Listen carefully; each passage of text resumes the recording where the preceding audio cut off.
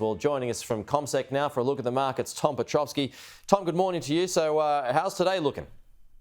Pete, it's looking as though we're going to see an encouraging start for trade this morning. The futures at this stage are pointing to a gain of around 0.9%, so adding to yesterday's gain of 0.8%. So we have seen a particularly encouraging performance in the Northern Hemisphere on both sides of the Atlantic, where bank stocks are concerned, particularly in Europe. So that's quite important given the developments at the weekend, where we saw the Swiss government force a merger between its arguably two most important financial organisations, UBS and Credit Suisse. The way that was executed left a lot of questions, and there was a lot of disquiet around the way some investors were treated. But nonetheless, this day we have seen a number of European banks do particularly well. UniCredit, the big Italian bank, up 7%. Bank of Ireland up similar amount, Deutsche Bank up by the same amount. So banks, insurers and financial services were the most improved where European trade was concerned. We saw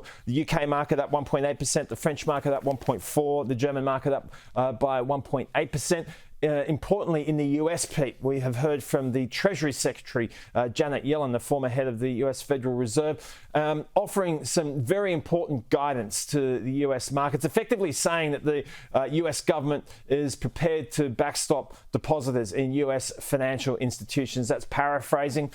She was addressing the American Bankers Association last night. So we have seen US banks do quite well last night as well. And the bank that has been at the centre of so much concern, First Republic, having fallen by 47% yesterday, up by 35% today. So it gives you a sense of the extent to which some market participants are aging at the moment. But US markets doing quite nicely at the moment. It's like Bitcoin. The Dow up by around, I beg your pardon? It's like Bitcoin, the swings of Bitcoin.